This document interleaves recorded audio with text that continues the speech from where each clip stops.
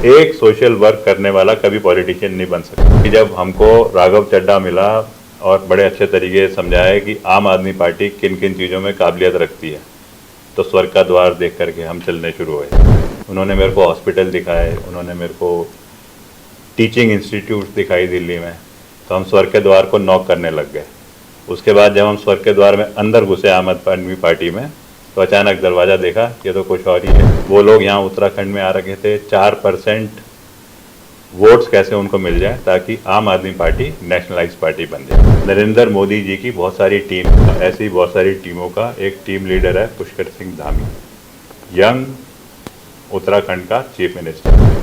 देखो, युवा तो एक कहते हैं ना बंडल ऑफ एनर्जी। अगर उसी यूथ को सही चैनलाइज करा तो वो बनता है अब्दुल कलाम।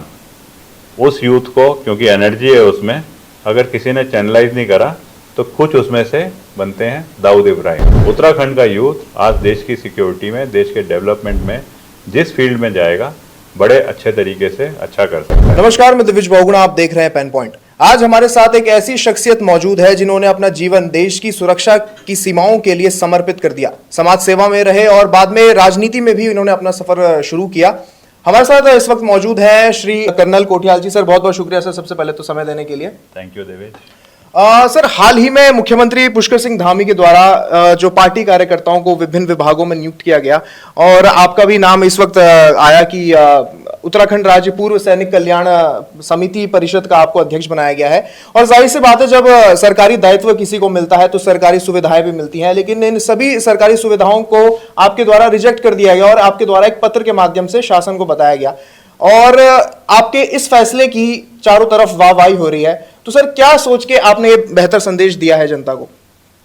देखो, ना वाहवाही इंटेंशन था, ना कोई पत्र के बारे में, पत्र को भेजना कोई इंटेंशन था। क्या हुआ कि मैंने बड़े साइलेंटली एक लेटर लिखा। जैसे आपने अभी बोला कि जब धामी जी ने, जो हमारे मुख्यमंत्री हैं, उन्होंने जब ये जिम्मेवारी मेरे को दी, तब मेरे को लगा कि ये तो बड़ा अच्छा प्लेटफॉर्म है। इस प्लेटफॉर्म से मैं एक्स सर्विसमैन की जो कैपेबिलिटीज़ होती हैं, जो उनकी नॉलेज है, उसको ऐसा एक तरीका बनाऊं कि एक्स सर्विसमैन का भी बेनिफिट हो और उत्तराखंड स्टेट का भी बेनिफिट हो। अब ये जो अपॉइंटमेंट है, इसके साथ में कुछ सुविधाएं भी आती हैं। उन सुविधाओं में आता है मेरी एक सैलरी हो गई, इसमें आता है मेरे को एक गाड़ी, इसमें आता है कि मेरे को कुछ मैन पावर, कम्युनिकेशन, अगर मैं कहीं जाता हूं तो मेरे को ट्रांसपोर्टेशन वगैरह, ये सब सुविधाएं होती हैं। अब अगर बात करें सुविधाओं की, तो आज मेरी आर्मी की जो सर्विस रही है, 2018 में मैंने वॉलंटियर रिटायरमेंट लिया। अगर मैं रिटायरमेंट नहीं लेता ना, तो मेरे जो कोर्समेट्स हैं वो आज मेजर जनरल हैं इंडियन आर्मी में। और मेजर जनरल को जो एक सुविधाएं मिलती हैं, वो तो मेरे को नहीं लगता कि उत्तराखंड के सिविल समाज में किसी को मिल सकती हैं। दूसरा, लाल बत्ती गाड़ी में झंडा, ये तो हमेशा ही मेरे साथ में रहा है। अब इन चीज़ों का तो हमारे को कोई इच्छा नहीं थी, तो सुविधाओं की जो बात है तो वो हमने आज नहीं, सुविधाएं तो हमने 2018 में छोड़ दी थी, जब हमने वॉलंटियर रिटायरमेंट लिया और सोसाइटल वर्क के लिए आए। कोई बोलता है इसे समाज सेवा, समाज सेवा की मेरे को परिभाषा नहीं पता। मेरे को ये पता है कि जब मैं उत्तरकाशी में NIM में पोस्टिंग आया, जब मैंने केदारनाथ में रिकन्स्ट्रक्शन का काम करा, तो सोसाइटी के लिए काम करने में जो मज़ा आ रहा था वो मेरे को पूरा आना शुरू हो गया और उसी मज़े को मैं एंजॉय भी कर रहा हूँ। उसी को देखते हुए अभी जब मेरे को ये अपॉइंटमेंट मिली, इस अपॉइंटमेंट के साथ में जो और रिक्वायरमेंट्स थी जो मेरे को मिल रही थी, वो आ रही थी कोई 2-2.25 लाख रुपए पर मंथ के हिसाब से, 2.5 लाख रुपए पर मंथ, महीने का कोई 24 लाख, ऐसे कुछ, साल का 24 लाख के करीब आ रहा था। मेरे को उसकी ज़रूरत नहीं थी। मैं रिटायर्ड आर्मी से मेरे को एक अच्छी पेंशन मिलती है। जब मैंने आर्मी में नौकरी करी है तो मेरे को गैलेंट्री अवार्ड्स मिले हैं, कीर्ति चक्र, शौर्य चक्र, उसके ना मेरे को अलग पैसे मिलते हैं। अब ये सारे के सारे ही मेरे को, मेरा जो रूटीन घर की जो ज़रूरतें होती हैं अपनी, और जो मैंने एज चेयरमैन जो जिम्मेवारियाँ हैं उनको करने के लिए ना मेरे लिए काफ़ी है। उसके अलावा मेरी कोई जिम्मेवारी अपने घर की तरफ नहीं है। शादीशुदा मैं हूँ नहीं, तो वो जिम्मेवारी होती है, वो नहीं है। जब मैं आर्मी में था तो मेरे को टेररिस्ट ऑपरेशन में गोलियां लगी हैं, क्योंकि मैं बैटल कैजुअल्टी हूँ, उसे बैटल कैजुअल्टी बोलते हैं। तो मेरे को जितनी तनख्वाह मिलती है आर्मी से, पेंशन जो मिलती है और ये गैलेंट्री अवार्ड्स के जो एक्स्ट्रा पैसे मिलते हैं वो भी मेरा इनकम टैक्स फ्री है। तो अब ये सारी की सारी मेरे को देश ने दे रखी हैं और मेरे को बड़ा मज़ा आ रहा है चीज़ों को करने के लिए। तो मैंने उसके लिए एक लेटर लिखा अपने सैनिक कल्याण निदेशालय को और सेक्रेटेरिएट को कि ये जो सुविधाओं के लिए जो पैसे बनते हैं इन पैसों को तुम लो और इनको सैनिकों के वेलफेयर के लिए जो स्कीम्स चलाई जाती हैं उसमें यूज़ करो। मेरी जो रिक्वायरमेंट है वो मेरे को जो अभी तक गवर्नमेंट दे रही है उसी से पूरी हो जाएंगी। कर्नल साहब, आपने स्वेच्छा से सेवानिवृत्त हुए आप आर्मी से और उसके बाद राजनीति में भी आपका करियर शुरू हुआ। 2022 विधानसभा चुनाव में आम आदमी पार्टी से उत्तराखंड के मुख्यमंत्री पद के दावेदार रहे। उसके बाद आपने भारतीय जनता पार्टी ज्वाइन की। तो क्या कुछ राजनीतिक संभावनाएं भी आप देखते हैं अपने करियर में? राजनीति में आगे जाने का विचार कैसा है? देखो, मतलब मेरे को एक चीज़ तो समझ में आई कि छोटे छोटे जो मॉडल मैंने ट्राई करे वो ना सक्सेसफुल हो जाते हैं, जिनसे कि रेवेन्यू जनरेशन होता है, जिनसे एम्प्लॉयमेंट की यहाँ पे बहुत ज़्यादा स्कोप बढ़ते हैं। और ये सब जो स्कोप बढ़ते हैं ये टूरिज़्म के सेक्टर में, डिज़ास्टर के सेक्टर में, एग्रो सेक्टर में, और यूथ को कहीं भी यूटिलाइज करो उस सेक्टर में बड़े अच्छे तरीके से हो सकते हैं। इनको हमने छोटे छोटे कामयाब मॉडल बनाए। केदारनाथ रिकंस्ट्रक्शन, यूथ फाउंडेशन जो कि यूथ को belted uniform forces specially army और बाकी जो वर्दी वाली जो नौकरियां होती हैं उनके लिए ट्रेन करता है। इसके अलावा गोट विलेज एक कॉन्सेप्ट है जिसमें कि होम स्टे, जिसमें हमारे पुराने ज़माने के जो तरीके होते थे उससे कैसे हम टूरिज़्म सेक्टर में काम कर सकें। डिज़ास्टर प्रिपेयर्डनेस, डिज़ास्टर रिस्पॉन्स और डिज़ास्टर के फ्यूचर के प्लान्स वो हमने सब बनाए।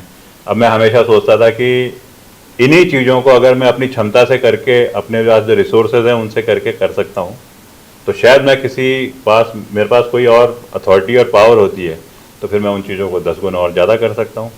फिर मेरे दिमाग में ये चीज़ भी आई, बहुत लोगों ने मेरे को सुझाव दिए कि पॉलिटिक्स के थ्रू आप उस पावर में पहुँच सकते हैं जहाँ से कि आप ये सब काम कर सकते हैं।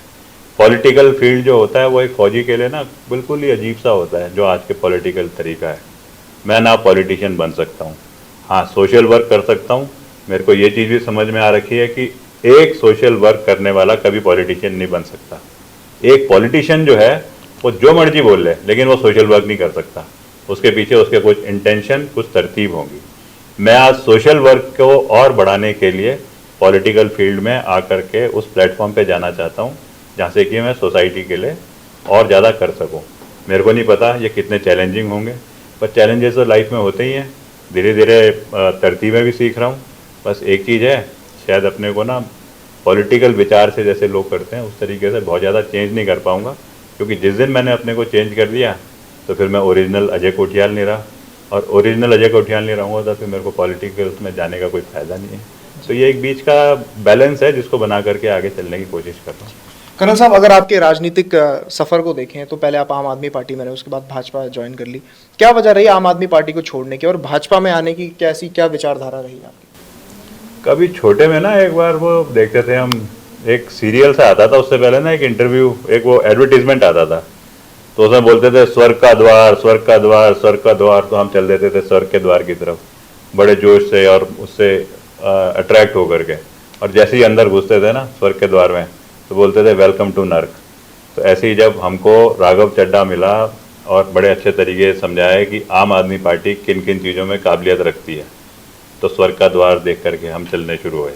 उन्होंने मेरे को हॉस्पिटल दिखाए, उन्होंने मेरे को टीचिंग इंस्टीट्यूट दिखाई दिल्ली में, तो हम स्वर्ग के द्वार को नॉक करने लग गए। उसके बाद जब हम स्वर्ग के द्वार में अंदर घुसे आम आदमी पार्टी में, तो अचानक दरवाज़ा देखा ये तो कुछ और ही है। वो लोग यहाँ उत्तराखंड में आ रखे थे 4% वोट्स कैसे उनको मिल जाए ताकि आम आदमी पार्टी नेशनलाइज पार्टी बन जाए। ऐसा कोई कॉन्सेप्ट है कि दिल्ली के अलावा किसी और स्टेट से अगर उनको 4% वोट मिल जाते हैं तो वो नेशनलाइज पार्टी हो जाती है। अब जब अंदर घुसे तो नर्क दिखना शुरू हो गया। फिर समझ में आया इनके तो आइडिया ना एजुकेशन है, ना हेल्थ है, ना कुछ है, पैसे लेना, सेटिंग करना, वो सारी चीज़ें।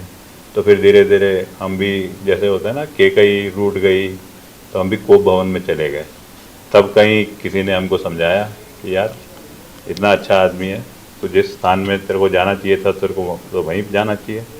तो हमारी जो 2-3 महीने की जो स्वर्ग नर्क समझने की पिकनिक थी, वो पिकनिक ख़त्म हुई और अपने विचार वाली जगह पे हम पहुंच गए। जिसे आज मैं बोलता हूं कि नरेंद्र मोदी जी की बहुत सारी टीम्स हैं, उसी टीम का, ऐसी बहुत सारी टीमों का एक टीम लीडर है पुष्कर सिंह धामी, यंग उत्तराखंड का चीफ मिनिस्टर। आज मैं नरेंद्र मोदी जी की टीम से ज़्यादा पुष्कर सिंह धामी जी की टीम का एक एक्टिव सदस्य हूँ और मेरे को बड़ा मज़ा आ रहा है उस चीज़ में। क्या समानता देखते हैं आप आपकी विचारधारा और भाजपा की विचारधारा में? एक ऑर्गेनाइज पार्टी है, एक तरतीब से चलने वाली है, ग्रास रूट से लेकर के और ऊपर तक की जो लीडरशिप है उनके बीच में अमलगमेशन है। नेशन के बारे में बोलना और नेशन के बारे में करना, इसमें बहुत ज़्यादा फ़र्क होता है। यहाँ पे टीम बिल्डिंग, सोसाइटी का डेवलपमेंट और उसके बाद में जो वहाँ पे कार्य कर रहे हैं उनको भी सही तरीके से, बगैर किसी लोभ लालच में आए, बगैर किसी ये होता है ना कि पिताजी भी है अब लड़का भी फील्ड में आएगा राजनीति, उन सब चीज़ों को हटाने के अलावा कार्यकर्ताओं को सही तरीके से आगे उसकी काबिलियत के हिसाब से आगे भेजने का तरीका रखती हैं। अब उसी को आम आदमी पार्टी में देखो तो वही वाली कहानी मैंने पहले ही बता दी, वेलकम टू स्वर्ग, वेलकम टू स्वर्ग। दरवाज़ा खोलोगे तो कोई और बैठा हुआ दिखेगा यमराज के ऊपर, देश को खराब करने वाला। कर्नल साहब, आपके द्वारा जो यूथ फाउंडेशन शुरू किया गया है, युवाओं को प्रशिक्षित किया जाता है, अभी जो युवा देख रहे हैं इस इंटरव्यू को, किस तरह से जुड़ सकते हैं यूथ फाउंडेशन का और क्या विजन है आपका यूथ फाउंडेशन को लेकर? देखो, युवा तो एक कहते हैं ना बंडल ऑफ एनर्जी, वो है, चैनलाइज करने की ज़रूरत है। अगर उसी यूथ को सही चैनलाइज करा तो वो बनता है अब्दुल कलाम। उस यूथ को, क्योंकि एनर्जी है उसमें, अगर किसी ने चैनलाइज नहीं करा तो कुछ उसमें से बनते हैं दाऊद इब्राहिम। उत्तराखंड के यूथ में बहुत ज़्यादा एनर्जी है। उत्तराखंड के यूथ को खाली ये नहीं बोलूँगा कि देश की सिक्योरिटी डिफेंस फोर्सेस के ही पास होती हैं। उत्तराखंड का यूथ आज देश की सिक्योरिटी में, देश के डेवलपमेंट में जिस फील्ड में जाएगा बड़े अच्छे तरीके से अच्छा कर सकता है, चाहे वो एजुकेशन हो, चाहे वो हेल्थ हो, चाहे वो बिजनेस हो, चाहे वो कम्युनिटी के प्रोग्राम हो।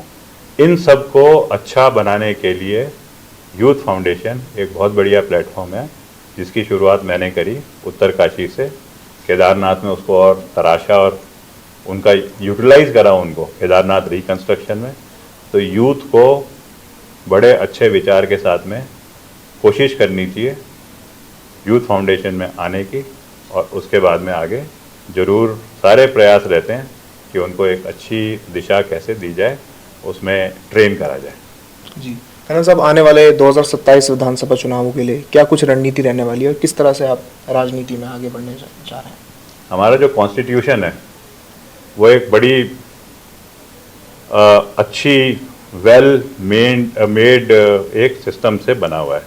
वो कहता है कि देश को अच्छा बनने के लिए, देश को अच्छे तरीके से चलने के लिए और सोसाइटी को एक पूरा होलिस्टिकली डेवलप होने के लिए, आगे बढ़ने के लिए एक बहुत बड़ा त्यौहार है, सबसे बड़ा त्यौहार है जिसे बोलते हैं इलेक्शन। आजकल हमारे उत्तराखंड में त्रिस्तरीय चुनाव चल रहे हैं, जिसमें कि सबसे छोटी जो यूनिट हो गई गांव का प्रधान, उसके बाद नेक्स्ट यूनिट हो गई ब्लॉक, जिसको कि बोलते हैं क्षेत्र पंचायत के सदस्य, उसके बाद में अगली यूनिट हो गई अपने जिला पंचायत अध्यक्ष, जो कि जिला पंचायत सदस्य करते हैं, और 2027 में फिर एमएलए और उसके बाद में एमपी। ये एक बड़ी अच्छी प्रोसेस है। इस प्रोसेस में अच्छे लोगों को आना चाहिए। आने से पहले उनको ज़रूर थोड़ा समझना चाहिए, पढ़ाई करनी चाहिए। आजकल मैं त्रिस्तरीय चुनाव इस प्रकार से एक किताब लेकर के पढ़ने की कोशिश कर रहा हूँ। फौज में मेरा ये फील्ड नहीं था, लेकिन अब यहाँ पे पढ़ने की कोशिश कर रहा हूँ तो समझ में आ रहा है, और इसको पढ़ने के बाद में लगता भी है कि हम सबका रोल होना चाहिए कि अच्छा अगर आगे आएगा तो पक्का वो उत्तराखंड जो 25 साल पहले बना था, जो कुल 25 साल उम्र का है अभी, वो उस दिशा में जाएगा जिस दिशा की हम उत्तराखंडियों ने इसको बनाते हुए कुर्बानियाँ दे करके उम्मीद करी थी। जी, आपके द्वारा समाज सेवा के तमाम सोशल वर्क किए जा रहे हैं। उत्तराखंड में क्या पोटेंशियल आप देखते हैं, किस तरह से विकास के पथ को आगे लिया जाना चाहिए उत्तराखंड के विकास के लिए? उत्तराखंड में तो नेचुरली इतना ज़्यादा अट्रैक्शन है, हिमालय यहाँ पे हैं, हिमालय से बहती हुई नदियाँ जो कि कहते हैं जीवन देने वाली हैं, यमुना हो गई, गंगा हो गई, जितनी भी नदियाँ हैं। उसके बाद में यहाँ पे देवी देवता इन्हीं पहाड़ों में रहते हैं। बर्फ़ बड़े अच्छे तरीके से यहाँ पड़ती है। यहाँ तो कोई आदमी अगर आए ना और आकर के वैसी पहाड़ की हवा की आवाज़ सुनता है, फिर उसे पता चलता है कि नदी के बहने की आवाज़, ये तो गंगा नदी की आवाज़ है। फिर वो ऊपर देखता है पहाड़ के टॉप में सफ़ेद रंग की बर्फ़ है। फिर बोलता है कि बाएं तरफ यमुनोत्री है, यहाँ पे गंगोत्री है, बगल में शिव जी का सबसे बड़ा है केदारनाथ, फिर उसके बाद में बद्रीनाथ। तो उसको ना वैसे ही सुकून आना शुरू हो जाता है। तो यहाँ तो पावर ऑफ नेचर से ही इतना ज़्यादा अट्रैक्शन है पूरी सोसाइटी को वर्ल्ड ओवर कि उसी में हम हर चीज़ कर सकते हैं। उसे चाहे हम टूरिज़्म बोलें, चाहे उसे हम बोलें कि हम जो यहाँ पे अपने को इंटरनली क्लेंजिंग करते हैं, उसके लिए जो प्रोसेस होती हैं, अलग अलग प्रकार के योगा, अलग अलग प्रकार के वेदास, तो यहाँ तो हर चीज़ का स्कोप है। ओनली थिंग इज़ अच्छे लोग आएंगे आगे, खाली पॉलिटिक्स में नहीं, ये अपना ब्यूरोक्रेसी में भी, गवर्नेंस में भी। तो एक बहुत बढ़िया मॉडल उत्तराखंड का जो उम्मीद करी जाती है वो दिखना शुरू हो जाएगा। बहुत बहुत शुक्रिया सर। ये थे हमारे साथ श्री नल कोठियाल जी, जिन्होंने राजनीति, समाज सेवा और विभिन्न मुद्दों पर अपने विचार प्रस्तुत किए। इंटरव्यू अगर आपको पसंद आया तो जरूर इसे शेयर करें और हमारे चैनल को सब्सक्राइब करें। नमस्कार।